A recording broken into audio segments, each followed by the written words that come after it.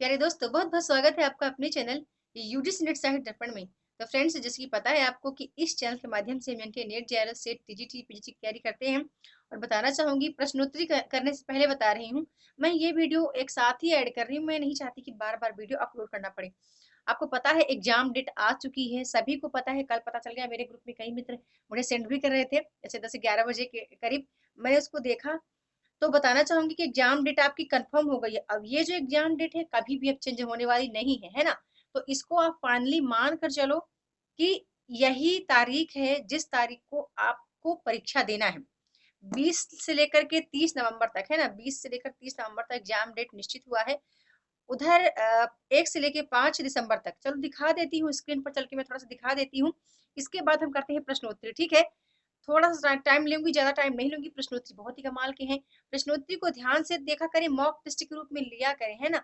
यदि टॉप 10 20 जितने भी प्रश्न हैं, आप कोशिश करो कि यदि 10 हैं तो 10 में से आपको 9 करने ही करने हैं, है ना। 8 आपको करने ही करने हैं, उसमें भी कोई डाउट नहीं रखना है फ्रेंड्स। तो चलते हैं स्क्रीन पर और दिखाते हैं पहले एग्जाम डेट को, इसके बाद प्रश्नोत्तरी करते हैं।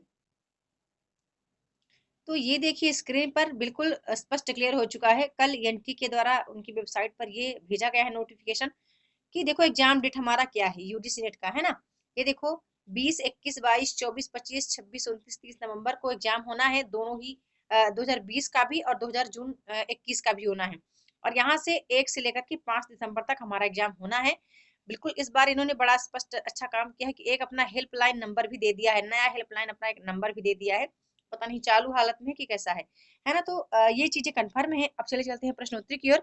जो लोगों के पास ये पीडीएफ नहीं है तो आप वेबसाइट पर जाके डाउनलोड कर लेना, देख लेना अच्छे से जो भी कुछ है। बाकी यही आपके लिए इम्पोर्टेंट है कि एग्जाम डेट हमारा अब कंफर्म हो गया है, अब ये चेंज नहीं होगा, है ना। तो अब चलते हैं प्रश्नोत्तरी कर लेते हैं जल्दी से। तो फ्रेंड्स, ये वीडियो पसंद आए तो लाइक करें, शेयर करें, चैनल पर पहली बार आए सब्सक्राइब कर लीजिए। हमारा पहला प्रश्न है कि तुम विद्युत बन आओ पाहुन मेरे नैनों का पग धर धर। पंक्ति किसकी है? अब ये मत सोचना कि प्रश्न कहाँ से आया है। प्रश्न PYQ से ही आया है, ठीक है। ये प्रश्न प्रीवियस क्वेश्चन का है।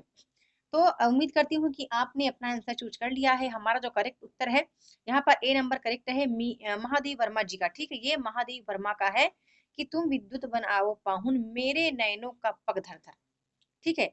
आगे फिर देख लेते हैं। और सभी प्रश्न बहुत इंपॉर्टेंट हैं, यूजीसी नेट जेआरएफ सेट के अकॉर्डिंग ही क्वेश्चन लिए गए हैं, ठीक है। जिस तरह यूजीसी नेट में गंभीरता के साथ प्रश्नोत्तरी को लिया जाता है, उसी तरह आपके चैनल यूजीसी नेट साहित्य दर्पण के मंच पर भी प्रश्नोत्तरी पेश किए जाते हैं। अगला प्रश्न हमारा आता है कि साधारणीकरण संकल्पना के प्रतिष्ठापक कौन है। तो यहाँ पर देखो, पढ़ना सभी क्यों, ठीक है। भट्टनायक को पढ़ना है, गुप्त जी को पढ़ना है, वामन जी को, शकुंतल को, सबको आपको पढ़ना है। इनकी रचनाएं देख लेनी है, इनके जो काव्य शास्त्री ग्रंथ हैं वो देख लेना है, इनका जन्म क्रम आपको देख लेना है, ठीक है। ये इंपॉर्टेंट है। लेकिन यहाँ पर हमारा जो करेक्ट आंसर है, सी नंबर करेक्ट है, भट्टनायक, ठीक है। भट्टनायक हमारा करेक्ट आंसर है। ये जो साधारणीकरण है फ्रेंड्स, बड़ा इंपॉर्टेंट है क्योंकि बहुत बार एग्जाम में रिपीट हुआ है, तो यहाँ से प्रश्न बनने के चांस रहते ही रहते हैं, है ना। जैसे पाठक हो गया, पाठा श्रोता क्या दर्शक में, है ना। यदि पाठ को देखकर, दृश्य को देखकर इत्यादि का जो रसानुभूति होता है ना, वही साधारणीकरण है, ठीक है। वही क्या है, साधारणीकरण है। अगले प्रश्न की ओर फिर चलते हैं। हमारा यह प्रश्न भी इंपॉर्टेंट है और यहाँ से प्रश्न बनते हैं कि प्रकाशन वर्ष के अनुसार रेखा चित्रों का सही अनुक्रम बताना है, किसका है ना। ये सभी इंपॉर्टेंट है। तो हम देख लेते हैं कि हमारा जो करेक्ट आंसर है वो सी नंबर ही करेक्ट है। अतीत के चलचित्र किसका है? 1941, ठीक है। 1941 में किसका है? वर्मा जी का है, महादेव वर्मा का। फिर 1946 में प्रकाशित हुआ है माटी की मूर्तें, राम वृक्ष बेनीपुरी। 1951 में सत्यवती जी की है अमिट रेखाएं। और कुछ शब्द कुछ रेखाएं हैं विष्णु प्रभाकर की, 1965 में प्रकाशित हुई है, ठीक है। तो ऐसे 19 जो है ना, 19 19 को कट किया करो। आप तो 41 46 51 65 याद करो, ठीक है। मेरे ट्रिक को थोड़ा सा अपना लिया करो फ्रेंड्स। आगे फिर चलते हैं अगले प्रश्न की ओर। प्रश्न हमारा बनता है कि निम्नलिखित में से कौन बाबरी पंथ से संबंधित नहीं है। बुल्ला साहेब, यहाँ पे बुचाल साहब होना चाहिए थे, माफ करना, यहाँ पे बुचाल साहब होना चाहिए था फ्रेंड्स। यहाँ पे थोड़ा टाइप मिस्टेक हुआ है, कर लेना आप, ठीक है। यहाँ पे बुचाल साहब होना चाहिए था, टाइप मिस्टेक हुआ है ना। पलटू साहब या संत साहब। तो यहाँ पर बता दूं, जो हमारा करेक्ट आंसर है इसका, वो सी नंबर ही करेक्ट है। पलटू साहब जो हैं वो सतनामी संप्रदाय के हैं, ठीक है। सतनामी संप्रदाय के हैं, बाकी सभी बाबरी पंथ से संबंधित हैं। आगे फिर देख लेते हैं, अगला प्रश्न फिर हमारा बनता है कि इनमें से कौन सा महाकाव्य नहीं है। अच्छा, प्रश्नों का टाइप यही है, हो सकता है प्रश्न वहां पर कूट में आए, और हो नहीं सकता 100% है कि कम से कम आपके 30 क्वेश्चन ऐसे होंगे जो कि कूट पर आधारित होंगे, है ना। और कूट वाला चयन करना थोड़ा सा मुश्किल होता है। आपके लिए सब कुछ पॉसिबल हो सकता है, जैसे स्थापना उत्तर वाले आप सही कर सकते हैं, आप सही जोड़ी के लिए सही बना सकते हैं, आपका जो सत्य असत्य या संगत असंगत वाले क्वेश्चन है वो सही हो सकते हैं। लेकिन जो प्रश्न कूट में आ रहा है वो कहीं ना कहीं बी और सी, डी और ई या ए बी सी करके होता है, तो वो थोड़ा सा आपको कंफ्यूज करता है। तो प्रश्न कूट में आ सकते हैं, तो इसको थोड़ा सा आप देख लेना फ्रेंड्स। अगला प्रश्न हमारा इसका जो हमारा करेक्ट आंसर है कुरुक्षेत्र सही है, क्योंकि कुरुक्षेत्र जो है वो खंड काव्य है। ठीक है, कुरुक्षेत्र हमारा जो है वो खंड काव्य है। और बाकी लोकायतन का प्रकाशन वर्ष 1964 में हुआ है, पंत जी का है। रामदूत हरिश्चंद्र पांडे जी का है, 2002 में प्रकाशित हुआ है। फिर वहीं पर 1927 में जगन्नाथ दास रत्नाकर का है गंगा अवतरण। ये सभी प्रबंध काव्य की श्रेणी में आते हैं, यानी महाकाव्य की श्रेणी में आते हैं। कुरुक्षेत्र जो है वो दिनकर जी का है, रामधारी सिंह दिनकर का, 1946 में प्रकाशित हुआ है, और ये खंड काव्य है। आगे फिर देख लेते हैं, फिर हमारा एक अगला प्रश्न आता है कि कुटिल कटारी है, अटारी है उमंग तरी, जमुना तरंग है, तिहारो सत्संग है, उपर्युक्त पंक्ति किसकी है। ब्रजरत्न दास की, घनानंद की, बोधा की, या जगन्नाथ दास रत्नाकर की। अब देखो सभी इंपॉर्टेंट है सभी फ्रेंड्स, यदि आप नेट की तैयारी करते हैं तो बहुत इंपॉर्टेंट है आपके लिए, चारों ऑप्शनों को पढ़ना है ना। ज्यादा कठिन नहीं है, लेकिन यदि चारों option A B C D जो जितने हैं यदि उनके सॉल्व आप कर पाते हैं तो परीक्षा के अत्यधिक आप निकट हैं और परीक्षा आप क्वालिफाई कर लेंगे। तो यहाँ पर हमारा जो करेक्ट आंसर है फ्रेंड्स, डी नंबर हमारा करेक्ट है, 6 का हमारा जो है वो डी नंबर करेक्ट है, जगन्नाथ दास रत्नाकर का की ये पंक्ति है।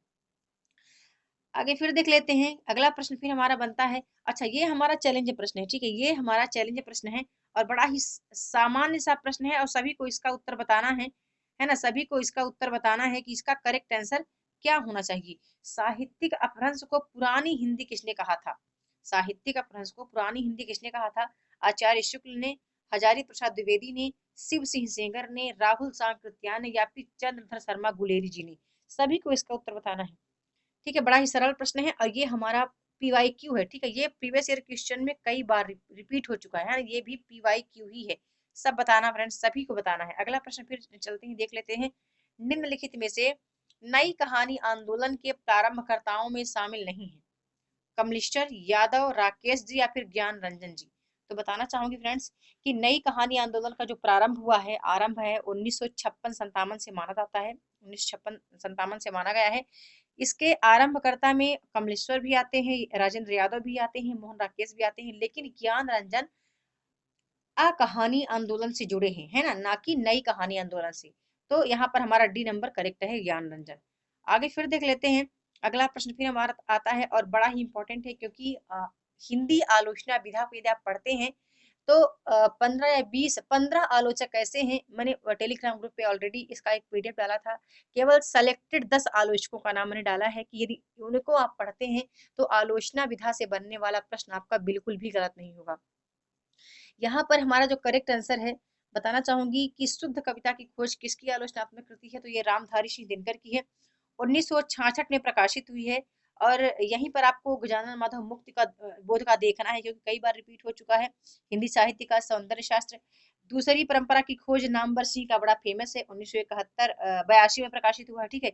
नामवर सिंह का दूसरी परंपरा की खोज 82 में प्रकाशित हुआ, ठीक है, ये देख लेना। गजानन माधव मुक्ति बोध का 1971 में प्रकाशित हुआ, हिंदी साहित्य का सौंदर्य शास्त्र।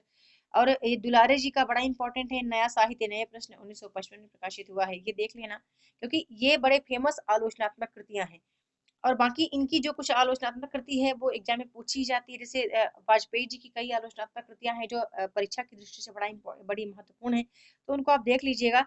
हमारा अगला प्रश्न है, और आज का हमारा अंतिम प्रश्न भी है, ठीक है। अंतिम प्रश्न है हमारा कि नंगा तलाई का गांव किस विधा की रचना है, ठीक है। ये प्रश्न के टाइप हैं, प्रश्न इस तरह के आएंगे, ठीक है। जितने प्रश्न मैंने अपनी इस क्लास में लिए हैं, या जितनी भी क्लासेस आ चुकी हैं, सभी को आप बड़े ध्यान से देखा करिए। आप चाहें तो आप चैनल का प्लेलिस्ट चेक कर सकते हैं, चैनल के प्लेलिस्ट पर जितनी भी वीडियोस पड़ी हैं सभी बहुत इंपॉर्टेंट है परीक्षा की दृष्टि से। तो आत्मकथा विधा की है, या उपन्यास विधा की है, या फिर नाटक, या फिर संस्मरण विधा की है। तो बताना चाहूंगी फ्रेंड्स, ये जो हमारा करेक्ट आंसर यहाँ पर है, डी नंबर करेक्ट है, 2004 में यह प्रकाशित हुआ है। विश्वनाथ त्रिपाठी का रचित है। संस्मरण विधा की रचना है। नंगा तलाई का गांव है ना। तो देख लीजिएगा, ये इतने प्रश्न मैंने लिए हैं आज की परीक्षा के दृष्टिकोण से। और बताना चाहूंगी, अब आपका जो एग्जाम डेट फिक्स हो चुका है वो चेंज नहीं होगा, बिल्कुल कन्फर्म है। और आप अभी विषयवार एग्जाम डेट अनाउंस नहीं हुआ है। जब भी इसका नोटिफिकेशन आएगा आपको चैनल के द्वारा सूचित कर दिया जाएगा। तो वीडियो कैसी लगी, लाइक और कमेंट के माध्यम से अपना फीडबैक अवश्य करें। वीडियो के साथ बने रहने के लिए बहुत बहुत धन्यवाद।